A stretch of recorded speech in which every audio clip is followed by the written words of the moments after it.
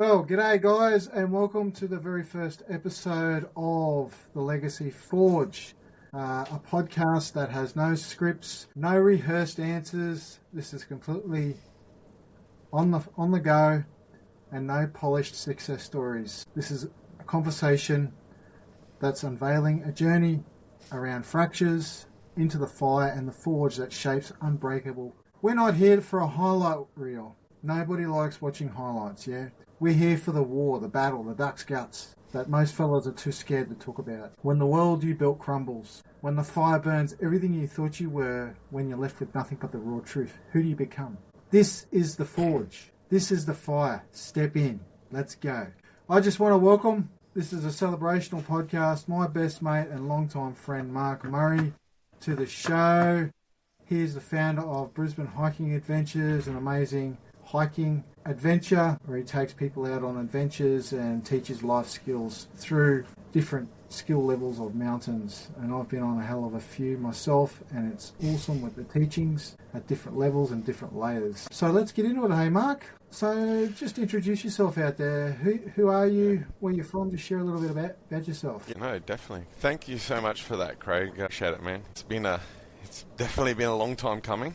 For those of you guys who don't know me, my name is Mark Murray. I am the founder of Brisbane Hiking Adventures. I hail originally from far north Queensland in Cairns. Grew up around Cairns, sort of Townsville, Innisfail way. So I'm being fairly localised, as it would say, from North Queensland. Cairns is a very beautiful spot, known globally for the Great Barrier Reef. But one thing it's starting to become more known for now is the mountains. Many hiking trails up there. There are many world-class hiking locations in the far north and North Queensland at large as well.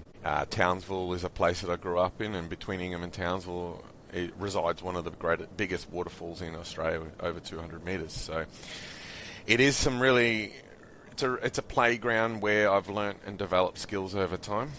Now, how, you might ask, Brisbane Hiking Adventures come about is basically it came about as a result of a breakdown in a marriage, as you do. And it put a lot of strain and what's that, sorry? Did you see it coming? Look, I did. In no certain terms, I did see it coming, and I took responsibility for that part.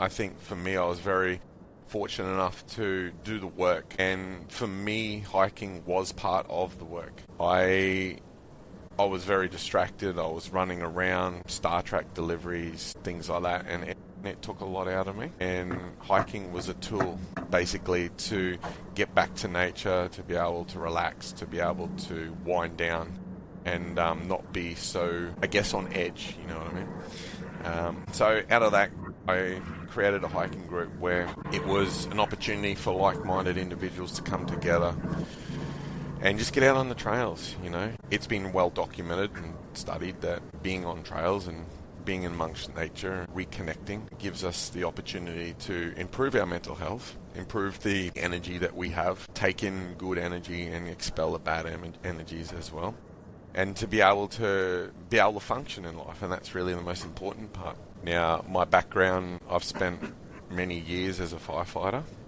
Currently with the Rural Fire Service now, but I've been a firefighter since the age of 22. Main firefighter in Cairns, and spent a few years there and stepped away, and then I've been a rural firefighter since 2019. So I've definitely seen, picked up, learned a lot of skills in my time as a firefighter, and these skills have transferred to hiking, and it has given me the opportunity to learn how to lead not just groups of people, but also see how people lead other people, but also lead myself.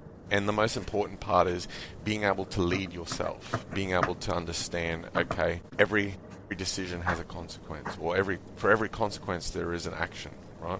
Like if you make a wrong move and you slip a little bit, that's a consequence of not putting your hand or your foot in the right place. So yeah, my role now is to try and I put on a lot of group hikes once a month, and it sort of blew up over COVID, with COVID coming in and creating problems. As you would have seen, Craig, in your I guess your situation being a delivery driver as well, like myself, And even outside of that arena, a lot of people were at home, they were in lockdown, the mental health problems were quite, they were pretty well documented, I would say, and a lot of people wanted to get out and about. And that's how I've grown my group on the back end of COVID. And, well, actually, this happened before COVID, but COVID sort of sped that along a little bit. Today, we're just on 9,000 members. We got all people from all walks of life. We got hikers that have done a little bit and stepped away for a while, like myself, come back, wanting to reconnect, which I really commend because it does take a lot to come back. We've also got brand new hikers looking to experience the trails, to experience what we experienced hikers feel all the time and get a part of and feel. But the most important thing, the one thing that's more special to me, Craig, is we've got a lot of people coming to see this incredible country, right? And it's these people that are coming from places like Brazil, Colombia, many places. And it's not just South America, we got Southeast Asia and places like that. They're all coming to Australia. They're wanting to see what these places are like. But the thing is that when you go to a place, it's hard to experience nature there because you don't know. I mean, Australia, you look at Australia, there are 10 different snakes that could kill you. There are multiple different ways that you can get into trouble. And having someone with that local knowledge, having someone with that ability to create something, to be able to do something that is inclusive of everybody, not just Aussies, but everybody, it's an opportunity. We're not just tackling the mental health situation here. We're going into other things like acceptance, learning different cultures, learning the way other people do things, because we ultimately become better for it. So as being you the communal species that we are, we learn. Yeah, we learn definitely. Tribe and community. Absolutely. That's right. So coming back to your story, there's always a moment when the illusion. So when you were married, would you say you were living some sort of illusion by default, looking back? Or was it design? Well, that's a good question. Look, in terms of did I think things were going to be good for a while?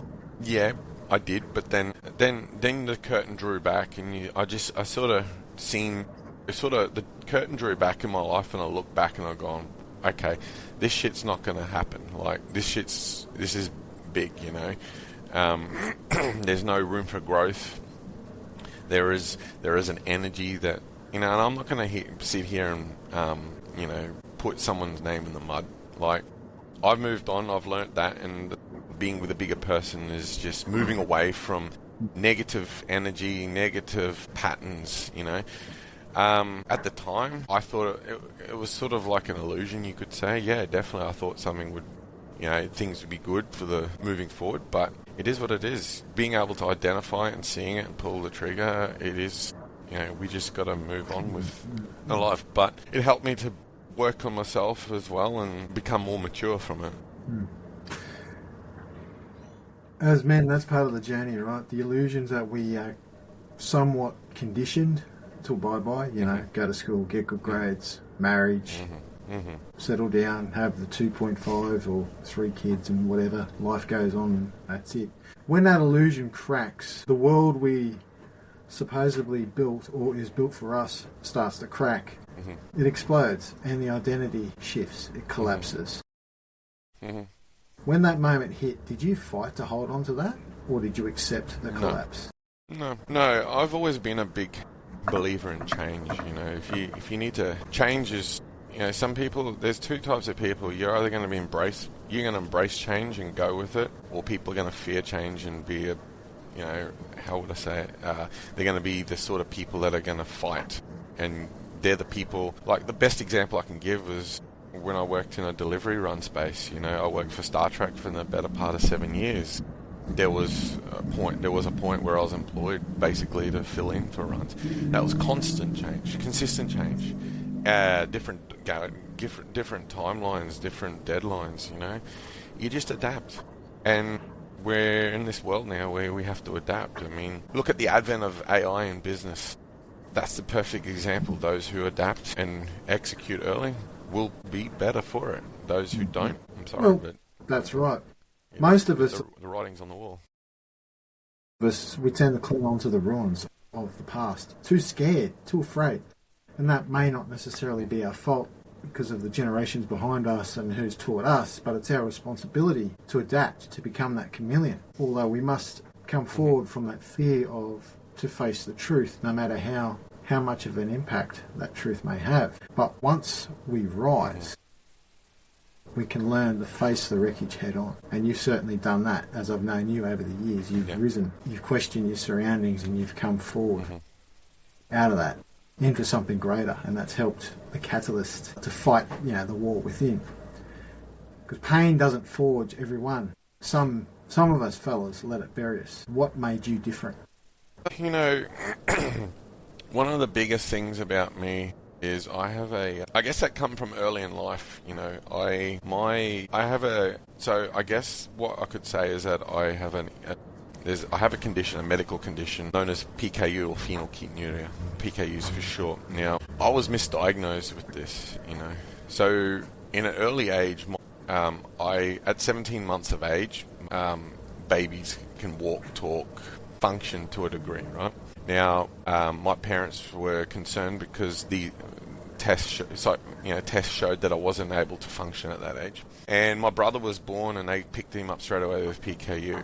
Now, a long story short, they misdiagnosed me, and then they realised that there was some issues, and there was a lot of work to try and fix that. My parents went through unbelievable adversity when I was young, and it was only later in life when I started to realise that, and I was just like, fuck, like how is these two people able to do that? Now, if you put an extreme adversity like that in modern day today, how many people do you think would rise to the occasion, or how many people would falter?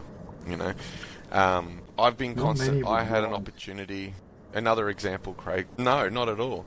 And there was an opportunity earlier, a few years ago, so I did attempt to join the fire service full time, and unfortunately there were some issues that come out of that, which, to make things shorter, I sort of passed through all my exams and tests and got into the merit pool, and then all of a sudden, out of nowhere, I get a call, an email saying, thanks for your participation, however, we're not going to proceed with the application. Naturally I was upset, naturally I was disappointed, because it's like so many people, and I wasn't just one of them. There's like many, many others too, were in the same boat as me, and it was confusion. It was like, we did the work, we busted our asses to get there, and you know how competitive this is, right? Now, I was talking to a psychologist all the time, and you know what, I can sit here and freely state, hand on heart, I still talk to a psychologist every day, because, well, not every day, but regularly, because that's just how we function, right?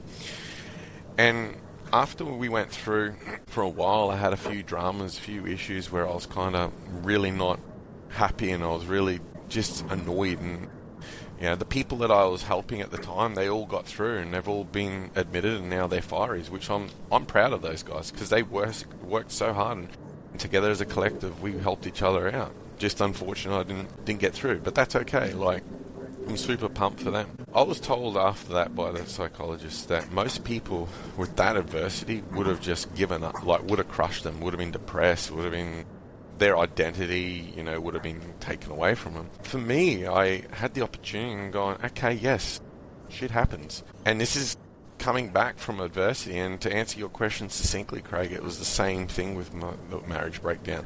And it come back from seeing that, being a part of that, being raised with that, not knowing until later on in life where my parents had to deal with adversity and, a whole magnitude of many other things.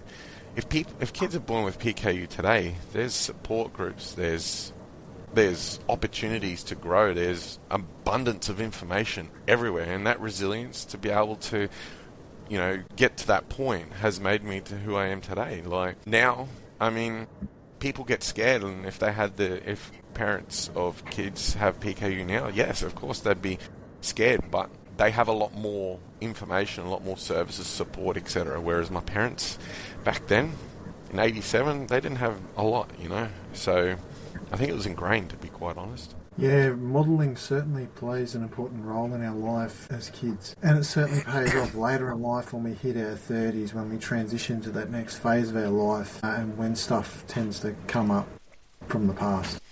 History, the old saying, history repeats itself. It certainly does. And that comes from a resourceful and both an unresourceful manner. And adversity certainly plays a point, or a big part. As modern men today, we've got a comfort crisis. You know, majority of men barely know how to change a spare tyre on a car, let alone climb a mountain. They're not equipped with the skills. It's not their fault. It's how they've been modelled that's had the impact of who they are today. That makes sense? Well, you can jump on a phone app these days and definitely. Roadside service to get your tyre done. You don't have to do things yourself. Unlike back in the 80s where technology was just being birthed and everything was still very regimented and manual labour. They had a lot more manual influence. Like the internet barely existed. Yeah, definitely. Maybe even a telegram back then. I mean, I remember going to school and having a very, very baseline internet in the early 90s, but that was it. Nothing compared to today. You know, the old man. No, definitely. Still taught you life this is the thing too, Craig. Absolutely. And see, this is the thing too. Like a lot with the advent of AI, even you look at industries, you look at jobs. Man, you know, like it makes me feel older and it kind of gets on my age a little bit, you know, like we got AI now where we got, you know, you look at innovation and people go, shit, this is, before it was like, it was done a certain way, like you said, right? And it just played it out. Whereas now innovation, it's everywhere. There's AI making smaller businesses, giving small businesses the opportunity to take on companies that have been around forever and a day, like big name players, just with AI straight up. You know, you got people now, there's jobs that are like drone pilots now, you know, like I knew, like I had a feeling that back in probably 2015, drones would be the next big thing. And now they're becoming licensed and becoming commercialized. They're starting to become the norm, you know. But you're right, and the way in which society is, a lot of people are going from that. Like, it's scary, but it's the way it's happening, unfortunately. Yeah, it is. I mean, fortunately for us kids born in the mid-'80s and 90s, we've had a taste of the old world, the world we were risen in, and the new world where we're pivoting off. We're not like these baby boomers and Gen Zers where we're born straight away almost with an iPad or a iPhone in our hands. You know, coming out of the mum. We had that opportunity to experience life. Well, I know I certainly did growing up on the land. Not having TV till I was almost in my teens, didn't know what that was. It was always get outside after school and go find something to do and do chores. That's it. I mean, absolutely. Like, I mean, I was that age too, you know. And this is the thing, like, there are programs now with a lot of places, even schools are starting to recognise now that nature education or outdoor education is becoming critical. It's becoming key. Like, if you go into any corporate business right now and you talk about leadership, you get some bullshit thing coming out of, you know, like you'll get someone quoting you a leadership thing. But when it comes to leadership in the front line, what it looks like, it's different. Like, for example, myself and you, like, used to play with kids. I played sports for years, team sports. There's leadership right there. And it's not just, okay, you're the captain or you're the designated leader. No. To be a good leader, you have to be a good follower, right? You have to understand, because leaders can't see everything. And no one's going to be able to see everything coming at any one time. So there's self-leadership. And then there's also the structural, hierarchical sort of leadership. And, you know, I see a lot of people, you know, I'm a leadership expert, and they might have a lot of experience and stuff. But then I see leadership in terms of, like, firefighting aspects, where if a decision you make is wrong, there's two outcomes that are catastrophic. People will die, or properties will be lost. Both in which are in the same category as catastrophic. Like, so I look at it and I see that, I think that, and all of that, I believe, stems back from our ability to be outside, interacting with each other, linking, being a mesh. And when I go on group hikes, right, like, I might have the experience and stuff, but I might facilitate the event, but I'm listening to every single one of those people, because everyone in our group, right, I don't care if someone is not fit or just doing this for the first time, or you're wanting to get to the top, okay? Fine. You got to position you at a starting point. And I respect the person who is at the back just as much, and sometimes more, that I respect each one equally, right? But I give the most respect to someone who's starting out, who is not fit, but using the mountains to get fit. You know, I've seen over the years when people have done hiking, and I've seen people lose 30, 40 kilos over a space of 6 months just doing that. So, you know, and they weren't just losing weight, they were transforming their lives. Their mental health was really good. They had an energy. You could see it, you know. And this is what we're missing in this day and age. Self-leadership and they call it crisis leadership is the corporate term for all the listeners out there who are in business and do work in that corporate environment. It's what you do under pressure to govern your leadership. It's those immediate decisions that may or may not have a resourceful or unresourceful impact. Now, an example, it could be turning a business around in a matter of 24 hours or facing foreclosure. It could be dealing with a workplace accident or a workplace emergency. It could be an act of God, you know, floods, nature or something coming through, or fires. That amount of crisis leadership, it is a niche sort of arena and is not really explored in that corporate leadership market. It's more the generalised leadership. Leadership's forged. Yeah. It's forged through experience. And I'm not saying don't go out and create disasters, but it's forged under that pressure. Climbing a mountain's a perfect example. One wrong slip and you're gone, particularly if it's you know, a decent sized mountain trail, or if you're not switched on, you know, a snake might jump out and grab you, for instance. And we're in a country that we've got multiple species of snakes that will kill you, and other creepy crawlies if we're not fully aware. And if you're in the wrong country, we've got certain size reptiles that'll take us to in the water, and sharks. It's that crisis leadership. It's being fully aware at a 5D sort of glance. So most of us generally retreat, and this is where the comfort zone comes in. We're creating a comfort society or a soft society. When the fire gets too hot, we run, we cower. You didn't cower. You showed resilience through your divorce. You showed resilience through your PKU. You showed resilience, and you never gave up right through that fight of getting into the auxiliary fire services, even though their recruitment process swept you out. And you did your best with what you had and the resources that you had in the moment and gave it everything. So it basically tempered you. Most fellas would be destroyed by that. Their whole identity would have been so focused on getting in that, and then when that rejection were to come along, it would have destroyed them, and they wouldn't have been able to pivot into something else. And that's it. And it's what you just said, those last three words. Absolutely.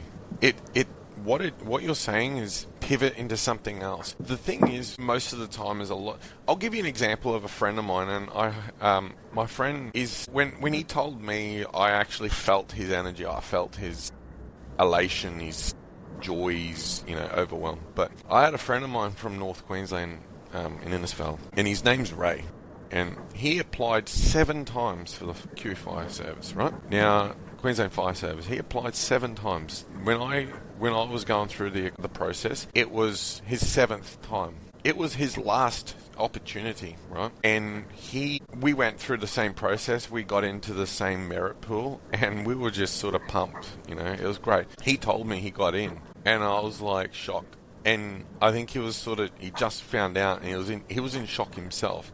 After 7 years, he persisted and he got in. And the energy that I felt from him, and the way in which he was saying, mate, I was so blown away, and I was super stoked for him. It was something that you could have almost feel the way he was feeling, and it was really interesting.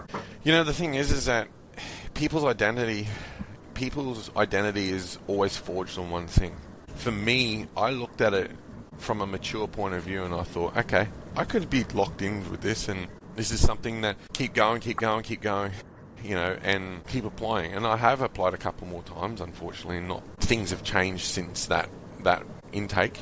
But the thing for me is that I realized something. My identity wasn't linked to a particular job or a particular process. I changed, and the words in which you just say, to quote you just now, is I pivoted and changed. I've always been doing hiking. I've always been doing that since I was younger. I've done abseiling as well. This group is an opportunity to build, to grow something, to have an impact in some way, And it might be a 1% thing, or it might be 10%. depending on the person. But I've always had people say to me, the one thing that I've enjoyed about hiking with you is you're patient. You make it fun, you make it enjoyable, but you're patient. You're not trying to rush. You're not trying to race to the top. And this is the thing, in life, we're always trying to race to be the first one there. And look in business, sometimes you need to race to be the first to adapt, the first to thing. It's competition. It's rule 101. However, sometimes the journey is just as important. The journey is the definitive part. And going back to what I was saying before, there is a lot of hikers in our group that are going there to change their fitness goals and things like that.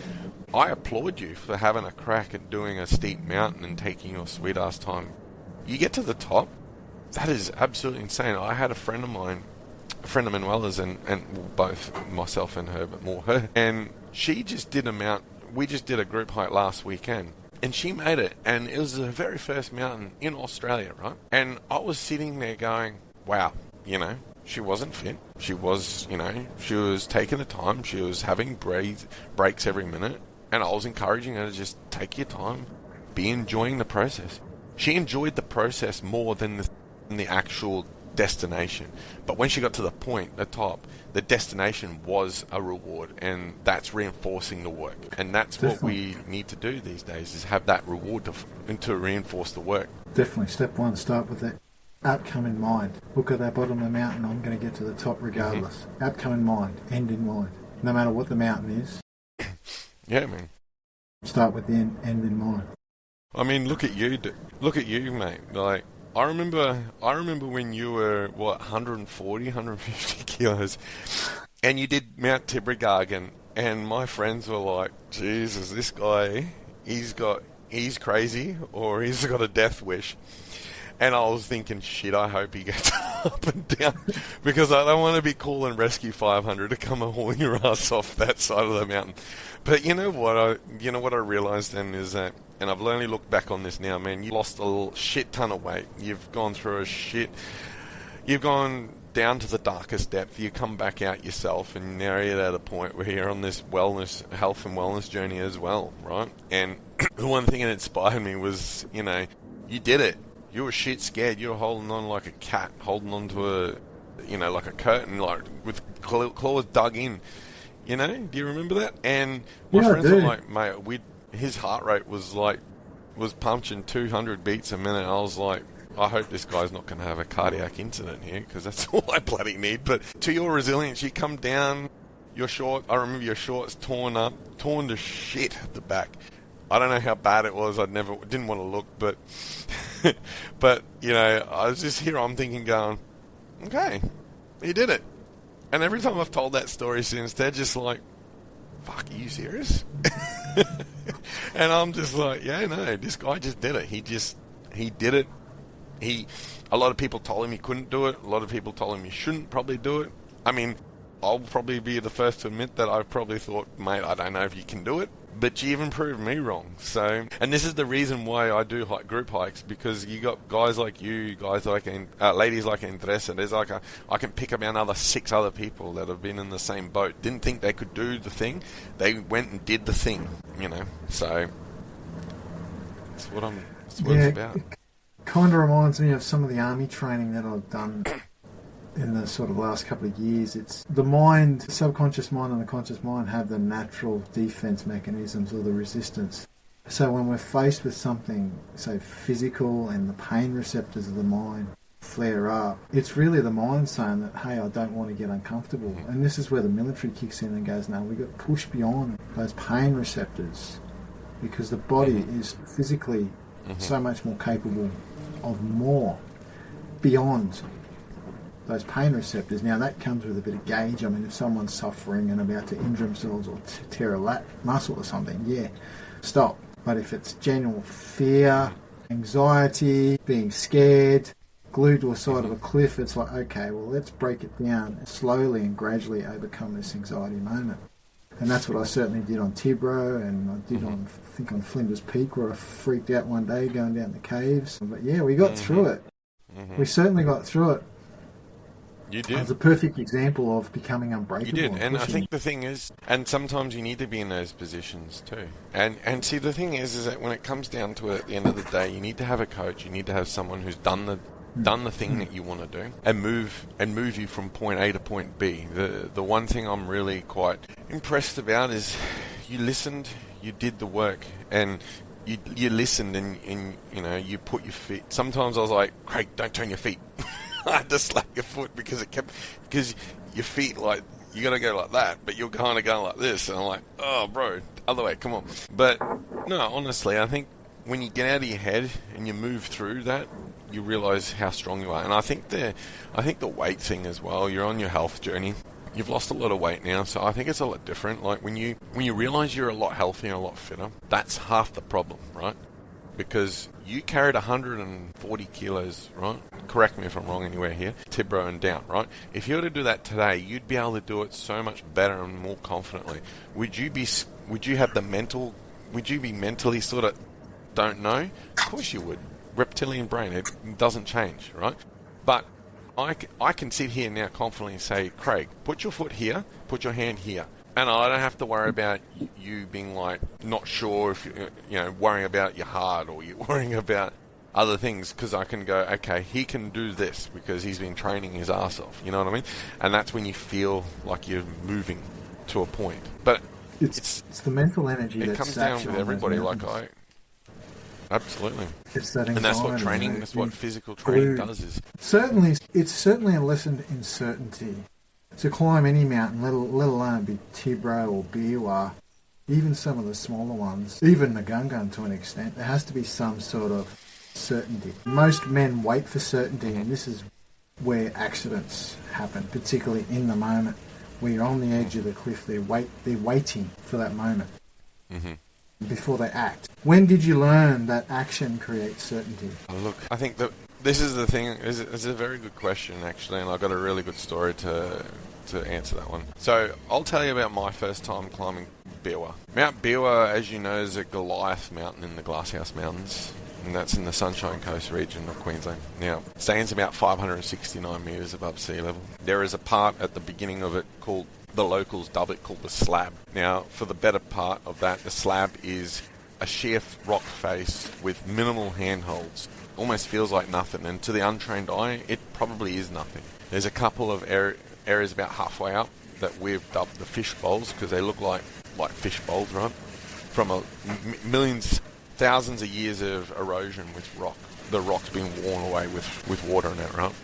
Now, I can remember the first time I did it. It was early, actually. It was in the early hours of the morning. I was going up to do the sunrise with some friends at the time, or a guy that I knew from Cairns. He's not much of a friend now, to be quite honest, and I'll explain why in a moment. But anyway, so I'm rushing there, get there. The guys had already left, so I'm like rushing in, as you do, trying to get to the bottom, so I'm not going up this bloody thing on my own.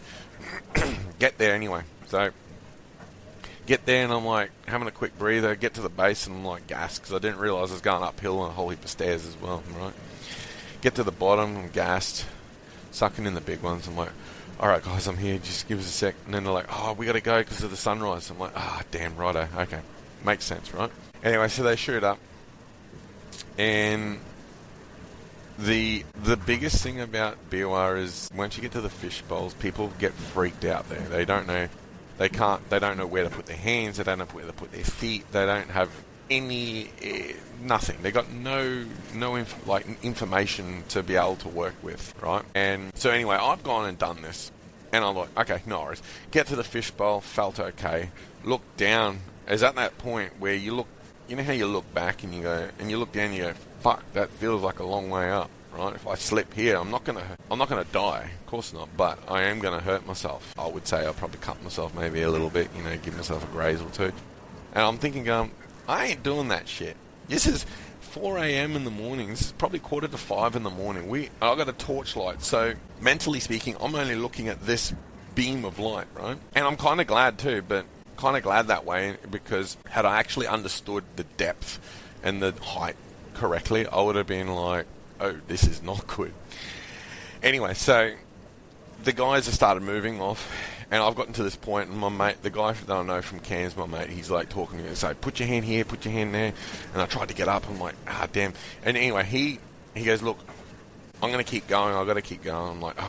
And I'm just like, yeah, that was strange. Like, you're going to leave me here. Righto. So he left, right? And I'm sitting here stuck going, right, do you know what? I'm not going to be the guy that's going to have an accident. I'm not going to be the guy that's going to fall. I'm not going to be the guy that's going to turn around. So it was a moment in time where I was like, fuck it, let's do it. We just got to do something, right? So I did. And I started to move my way through it. And just persistence and that, I got through it. And I kept going. And then after that, it was a long climb. Like, I'm not going to lie. After that, it was a lot easier and a lot better. But there were some parts when you get up so you get up past the slab, and then you got like a ledge of rock, right? And then that's where the goat track is, the head of the goat track. It's the easier way to come down, which, incidentally, on the way down, we did, because no one goes down the slab unless they're very experienced. Anyway, keep going up. Get to the second level.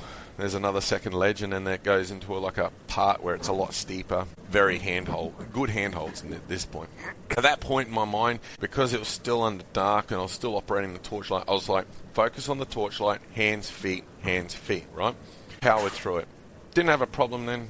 Get up there. You know what? I missed the sunrise probably by like 5 minutes. I was like, fuck it. Don't care about the sunrise. I mean, because I was put in a position where I shouldn't have been put in. I had no experience in my mind, right? But I powered through, all right? And then at that point, I started to realize, wow, can you imagine how many people have been in that situation and been stuck there because they haven't had the right information, the right coaching, the right movements to get through it? Probably a lot, right? Anyway, so I'm getting to this point. I'm like, I've gone up, seen the boys come down. We're coming down. Went down the normal way. By the end, got to the bottom. All good. Coming down was fine, no dramas. Because I was in the daylight, I was actually able to see where I was going. The gravity, once I get to that part of that's atop that slab, I looked down and the gravity hit me. It sort of started to hit me. I was like, wow, I just did that. And you know, when you think about it, and it's funny, Craig, because ever since I started, and it sort of stuck me, my mind, I was like, didn't want to do it, didn't want to go there. Anyway, a few months later, it was around Christmas time actually, get a message from a mate.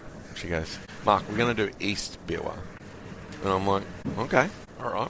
At this point, I only done the Biwa tourist track, right? One time, by myself, all right, we're going to do East, and it's going to be a bit sketchy and all like this and that and the other. I bought TX4s then, around that time. Best investment I've ever had. They're still going today, 5 years later.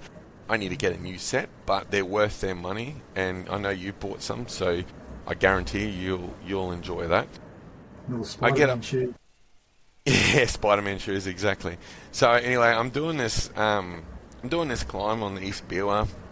Everything's going the plan quite well. I had a good group. I was the most inexperienced one there, and I wasn't freaking out. I had a good group. I had good people that stayed around. And I was looking at them like, these guys are good. Yeah, these guys are good. There's a gentleman there. What was his name? I forget his name off the top of my head. But he's a nice guy. He helped me. He goes, look, Mark, stand up. You need to trust your shoes. This is the point where I've just bought these TX4s. Bloody you know. I needed to learn how to trust them, right? So I stood there. He held my hand. He said, stand there. Squat, just being like a semi-squat. Just sit there. Stand there. He let go of my hand, and I was just standing there. I wasn't slipping. I wasn't moving. I was on a very steep part, probably steeper than that, but a lot grippier. I sat there and I held. So anyway, we climbed up to the top, come down. There was a couple other group climbs over the next couple of months where we had to do the slab, and that's what got me. Anyway, they taught me how to do the slab, and then I built up the confidence and I started doing the slab. It was probably maybe a couple more times after that, and I started doing the solo runs. I can tell you what, solo up the slab, that's an interesting thing. But these pivotal moments is what set me up for the way I ran my group hikes moving forward. Because I was definitely not going to leave someone abandoned on the most vulnerable point. And now I've always made it a habit when I do beginner climbs on Biwa. Those who get past the slab, I say, all right, come up here, hold my hand, stand up. I've done it quite a few times before. And I've got people to stand up, and I've just said, look around, take in the view, breathe. They breathe, they take it in, they realise, wow, that's the hardest part. And I congratulate them, and I tell them that's the hardest part, and you've just smashed that. You did the work. I'm just here to help you through it. And it's at that point when they realise, the realisation is, holy shit, I've just done that. Their mindset changes. They just bang, bang, bang, bang. You know, I had one lady, most notable person is one lady. She climbed, she did this. She was that scared, she peed herself. But after that point, she was just like, you know, she's like, holy shit. Once she got down to the bottom, she was changed, different, you know, emotional, crying, tears, like, you did so good. You helped me. I've just found myself here. I don't know what it was. And I said, that's because you helped yourself. I was just here to see you through it. And you got witnesses. You got 7 other people that witnessed this. So you didn't bullshit yourself. You didn't bullshit me. And you didn't bullshit anyone else. So, and that's how it's all come, just from these pivotal moments, especially with me. That's right. That's right. So would you say that very first time you went up Biwa, you weren't rebuilding the old, you were creating something no one could take from you, going through all those emotions yourself? Because to teach others, right, you have to experience something for yourself, yeah? Of course. Of course. Yeah, definitely. I think you've said this to me before, man, and there's been a few others. You can't teach something if you haven't done it. Exactly. If you the greatest shift isn't survival, it's transformation, yeah? Yeah. Transformation. Think of the diamond. The immense pressure it goes under from that piece of coal. Mm-hmm. Mastery isn't about what you gain, it's about what you pass down. Mm-hmm. So what's the fire you're lighting for others? It's transformation. You know? People don't think they can do a lot of things. Like, people doubt themselves. Hell, I doubt myself with a lot of things as well, you know? It's human nature to a degree. And it's also in the way in which we've been brought up in this Australian environment. I mean, you get tall poppy syndrome and things like that. Oh, you know, once you get to success, oh, you just got lucky, you know, you did this, you did that. Bullshit. Bullshit. People who supposedly got lucky went through a shit ton of problems before they got there, you know. They worked hard. But people don't see that. They only see what the media project. And for me, with this now, is that you're being there. The difference is that a lot of people, if you look at any celebrity, look at any name, look at any business person, you know, Richard Branson, God, pick one, Jeff Bezos, you know, all these business icons, they went through shit and they ate shit for years, and then they become good, and then everybody goes, wow, they were so good and they're an overnight success. No, they're like 10 years. And the reason why I highlight these individuals is because they went through a period of time where they just ate shit constantly and they just built it. They didn't give a shit. They knew something was good. This was good, and they built it.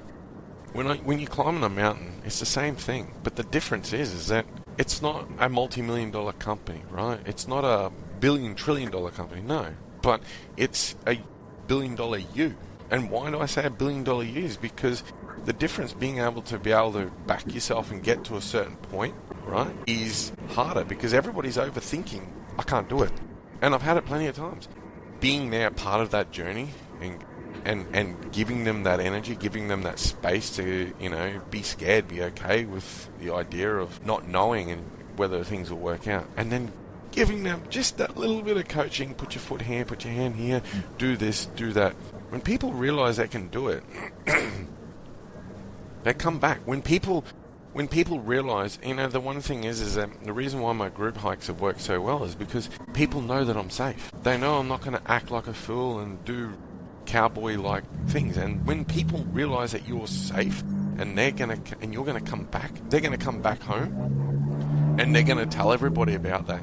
They tell more people about a positive experience than, you know, how that saying, whereas if someone has a bad experience, they tell multiples of people, whereas if someone has a good experience, they'll tell people, just not as many. Yeah. I've got it kind of feels like in some instances I've noticed that it's been the other way around, or very 50-50. I haven't had any bad experiences, touch wood, right? But I've had a lot of good experience, and people have gone and told other people, and it's just, you know. There's no ego. No. Ego, you can't have ego there. No.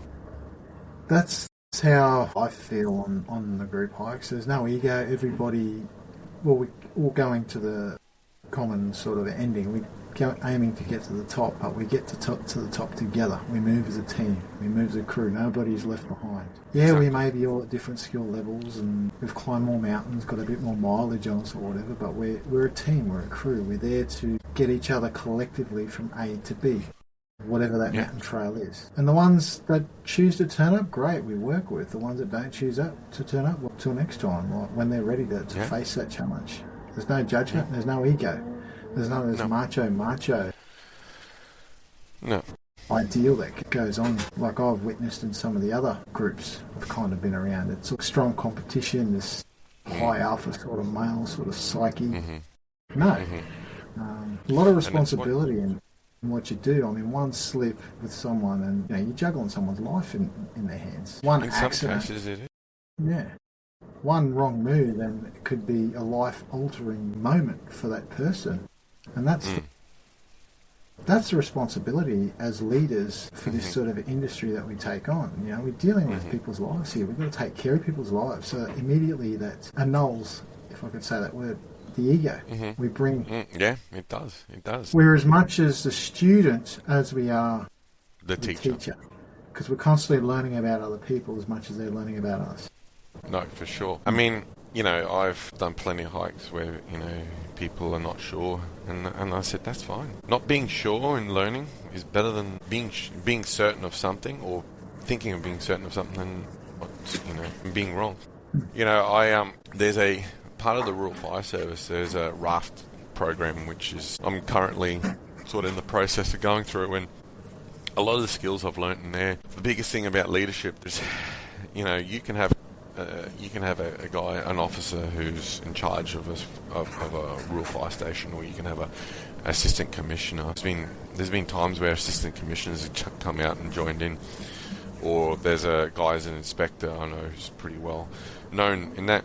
But when you're in the raft teams, all your pips, all your insignia, they come off. Cross-sectional leadership. There's always one person who is the team leader, but that's because they're the ones that have got more information, and that's fine. But when it comes to final decisions, mate, cross-sectional. If it's either all in or all out. If there's three of you that go, yeah, we want to go down and do this thing, and one person goes, no, I don't like the idea, then they go, nah, not happening. Let's go back to the drawing board. Let's make it a compromise. That's how I learnt that, and I thought, that is good. And that is hiking. That is hiking groups. I mean, yes, I can say I'm a hiking leader and I've got experience and I've done this and I've done that. But at the end of the day, if someone is not okay with something, that's the person that's going to have the accident, because they're not feeling okay with something and everyone's pushing on, and then they're going to feel that pressure and that pressure to perform, and then an accident happens. We don't do that. No. It's simple as that. We take everybody. Accountability, yep. Being responsible. If you vanish tomorrow, what's your legacy? What's your legacy for others? Oh, good question. This is a legacy-driven podcast that I'm aiming. Yeah, no, it is. It's the guests that I'm bringing on. Legacies up here, like. Look, I just want people to. If I vanish tomorrow, and the legacy thing is, I just want people to enjoy the trails and come together as a community, come together as a family. And you can attest to this in some parts. I've just come back from 2 months in Brazil, and I'll give the Brazilians as a very compliment. They are the most family-driven people, culture I've ever met, I've ever experienced. There is, I went to, it's funny, I've thought about it since I come back from Brazil. I spent 2 months there. I know you have yourself. The way I've thought about it since is I went over there with 2 parents and I come back with 4. And it's simply like that, I come back with, I got my mum and dad here and I got my mum and dad there. And, that's the way, It is, and you're the same with Marina, yes. And I think it's family, and it's taking that ethos, that learning, that teaching, and then going, let's apply it to this group. And if something happened to me, you know what? I know someone would be able to look. In many ways, I still feel as though the group's sort of semi-reliant upon me being able to build it. But I'm also seeing now there's a few more people coming in, and they're posting more, and they're creating more. There's a couple of guys that are and they're like, hey Mark, can I do an event? Absolutely you can. Absolutely. It's encouraged, because if people are going out and doing more events, great. That's what I love about it. Why? Because people are coming together. You know, there's no bullshit nonsense. You know, if someone says, "Hey, I'm gonna do this. I'm gonna go down and hike wherever, at Kutha or Nagungan or pick one," and people go, "Yeah, I want to do that. Oh, yeah, cool. I'll meet you here. Great. That's awesome." The only thing I would like is just for them to put photos in the group, but that's the whole point of it. It's coming together. It's that central meeting point and going, "Hey guys, I'm doing a hike down on Mount Barney tomorrow. Who's keen? Who's coming down on the weekend? Who's keen to do that? Camp there. Let's do it." You know what I mean? So it's simple like that, man. But community. It's all about building community. Yeah, it is. It is. Absolutely. And that's probably the biggest lesson. I come back from Brazil. It's like put all the do aside, the rat race, racing around and just be. When my Brazilian familia put a barbecue on, every man and his dog and their families all turn up. And one little small congregation could turn into 3 streets of people turning up with food and beer, and we all have a good time and eat and drink, and it's all community. It's a very humbling experience, and nobody's glued to cell phones or technology. We're all getting back to the basics and just holding that community space and not leaving anyone behind. Familia, I think the term is in Portuguese. That's it, familia. And that's the thing too, like, it's no... Australia is considered a rich country by a lot of people's, by world standards, as you were. And a lot of people consider Brazil as a poor country, but fuck, I don't see it as a poor country in my eyes, man. I see it as they're rich in food, rich in culture, rich in many, many, many other areas. Fiscally, okay, I get it, but, these are rich things that, fuck, I mean, Australia could take a ticket and learn from this. These developed nations, Australia, Canada, New Zealand, they can take a picture and look at that and go, okay, the culture, Carnival's about to start over there. There are so many things, and this is what I'm saying. This is why I've wrote that recent book of mine as well, man. And one of the reasons why I want to translate into Portuguese and Spanish, and we'll get to that in a moment, but it's for access. If I'm Spanish speaker or a Portuguese speaker and I'm native, English, people feel shame with English. They feel shame in speaking English or reading. They're not sure of it. I mean, you and I know because we're learning Portuguese, so we've been there, we've done that firsthand, right? And for me, it's making the trails accessible to everyone, regardless. And it's these people, like Brazilians and Colombians, and they are awesome. And they would appreciate the trails probably more than us Aussies. And that's because they've not seen them before, not interacted with them before, so the experience is deeper, more richer, very more special, And it's bringing and it links back to community. It brings it all together.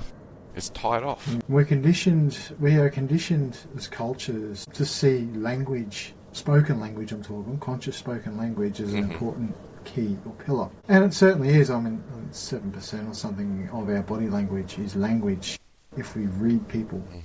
The main percentage, though, is our unconscious language of what the body speaks. So if we could hypothetically use a simple hiking trail with minimal obstacles, if we were to put 2 guides who can intuitively model step by step to some native Spanish-speaking Colombians or Portuguese-speaking Brazilians or anyone from that South American continent who have not a single clue of English, I reckon these Latinas could be able to do the trail through intuitive modelling. Monkey see, monkey do.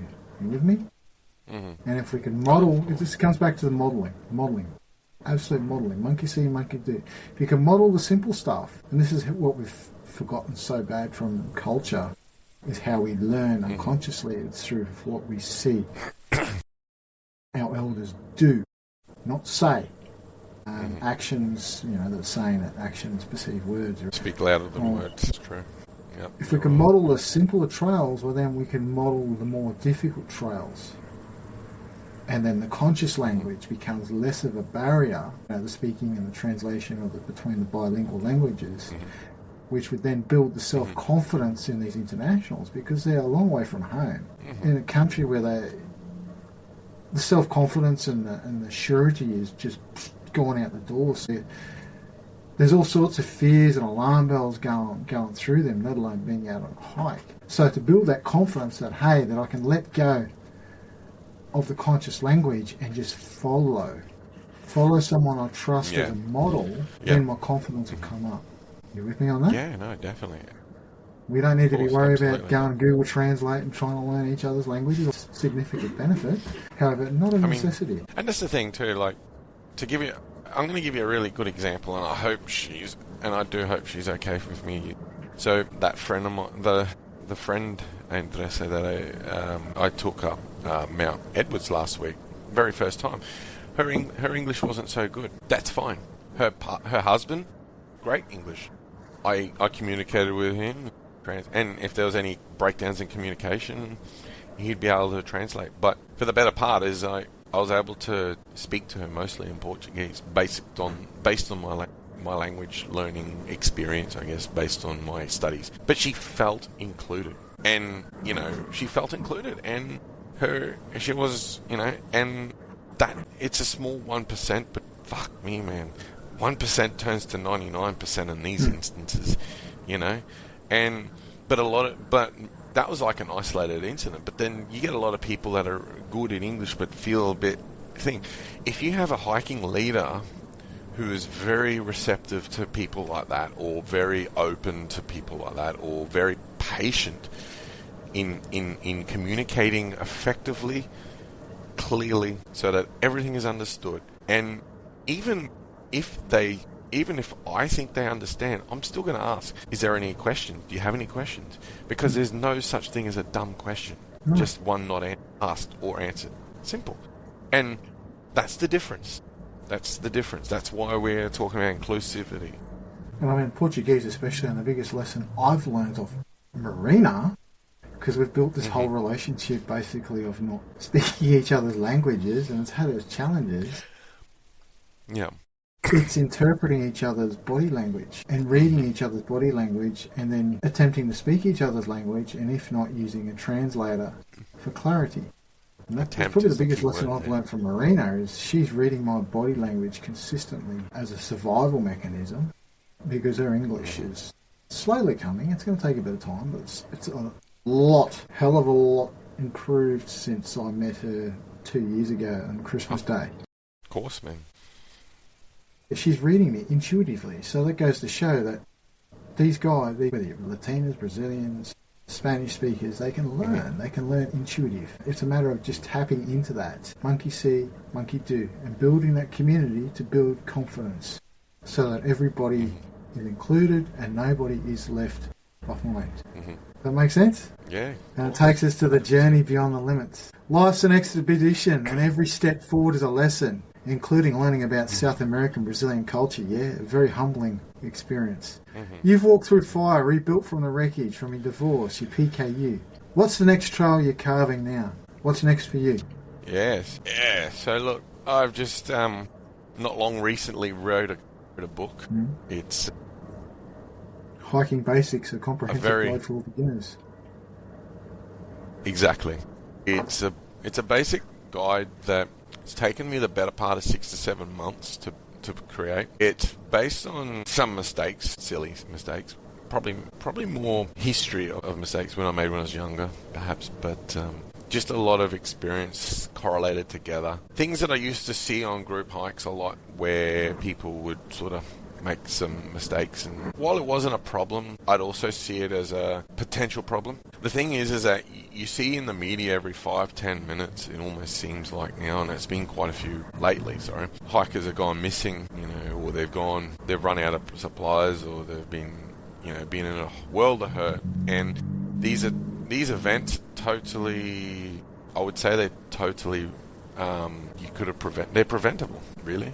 They're preventable because it just that person had no experience on that trail, and that person didn't have the information or the ability to take through a resource. The idea of working in the Rural Fire Service, going through my time with RAFT program, which I'm still involved with, many years of hiking, growing up in far north Queensland, I've all this input together, my years and being able to be a hiking group leader, pulling all this information, all these resources together to bring together a resource. And it's basically a resource designed to take someone who's never done hiking before, or coming back to it, who's been away for a while and then coming back to it, and give them everything so that it's a resource not just to give them information, but also to help them think about, okay, I'm doing a hike coming up soon. What am I going to need? What are the things that are going to help me keep safe? What are the systems or processes I can use to help me lighten the load but keep enough items in your backpack to keep you going? And it's a magnitude of things. So I've brought together a resource with a whole heap of checklists, a whole heap of different resources bundled together so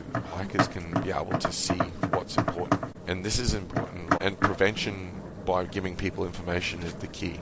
Instance. I think the internet just cut out there for 30 seconds. That's all right.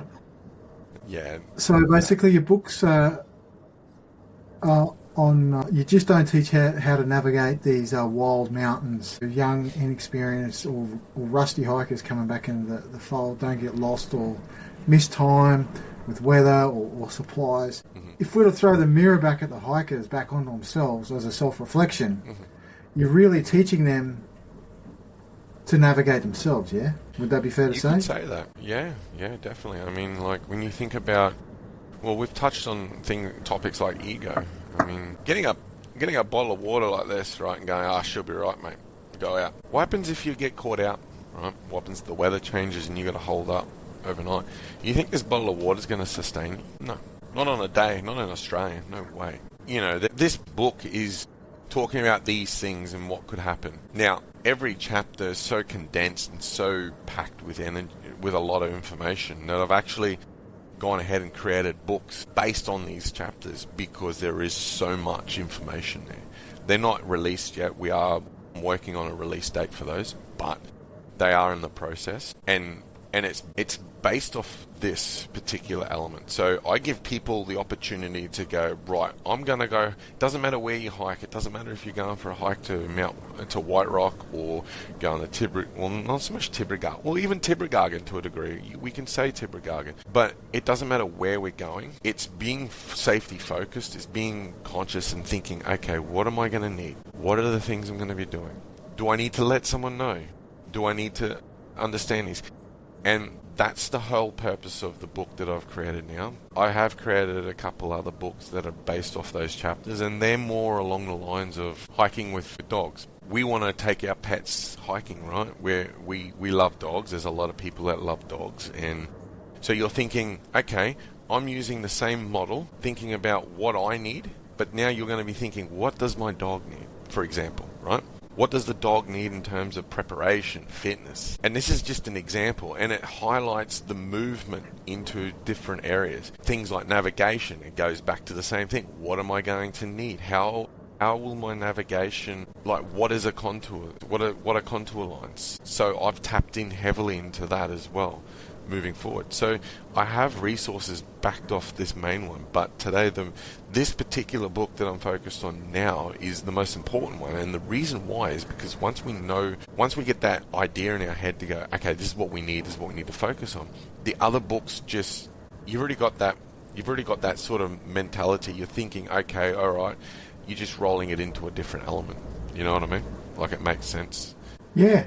Self-responsibility, if we break it back down to how much water am I going to need? The first aid kits. Look at my terrain. What's the terrain? What's the weather going to be like? Exactly. Is it going to rain? Am I going to get caught? Preparation is the key for these adventures.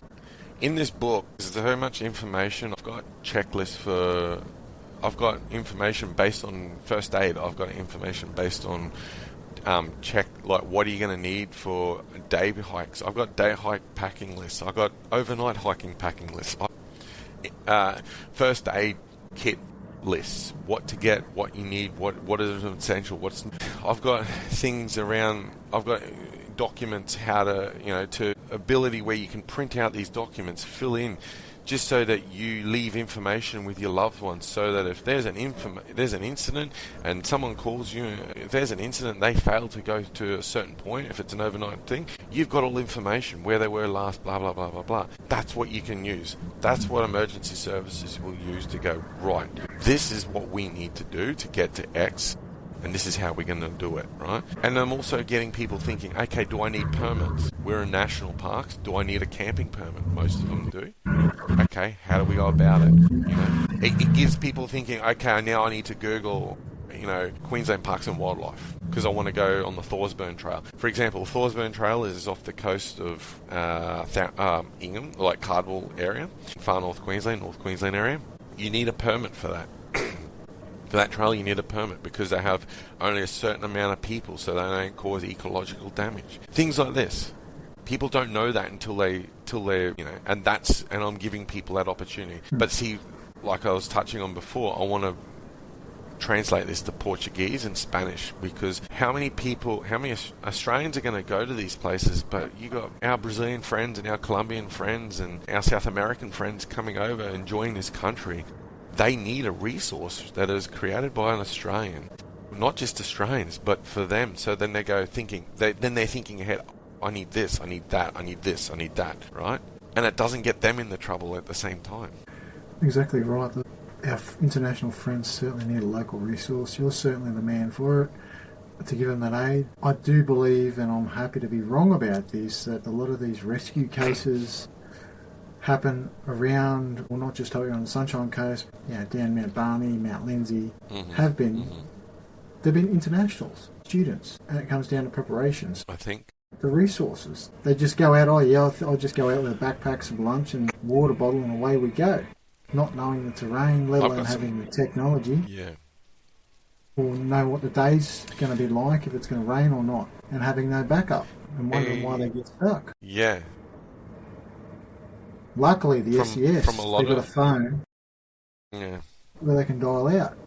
The one thing I will say, in my experience and from what I've recently seen, is that a lot of the people who have gone there and been in trouble are actually the opposite. They're not international students or international tourists or visitors at all. I think it's mostly to do with locals thinking that they know. I've seen a lot of people. Most of the people are all younger people that just don't know enough yet, and they're local. And the reason why I would say they're local is because the one thing I've noticed, and I've learnt this more so by being in Brazil, so I have been an international over there. When I've hiked in Brazil and I've hiked in a lot of places, I've always paid attention to the local knowledge because they're the experts. Right? And I think there's a lot of Brazilian and international friends in Australia. I think they pay attention to the groups and what's going on. I think they're not the kind of people that will go to somewhere that would just put them in a real world of hurt. And then, you know what I mean? Like, I don't think anyone wants to be rescued, but I don't think anyone's gonna. But the one thing I noticed is that these guys they don't do something that's outside of their scope. No, and that's good. Yeah, a lot of the Brazilians I met when I was over there were risk takers. So if they want to jump on a plane and go somewhere, they just find a way and do it. I mean, taking a risk coming to Australia, that's a risk in itself, I guess. So you are right. But coming back to that, like, I think there is a lot to be learnt here, and giving people that information, the ability to learn from local knowledge is always going to be a good thing. I can see that, Zine.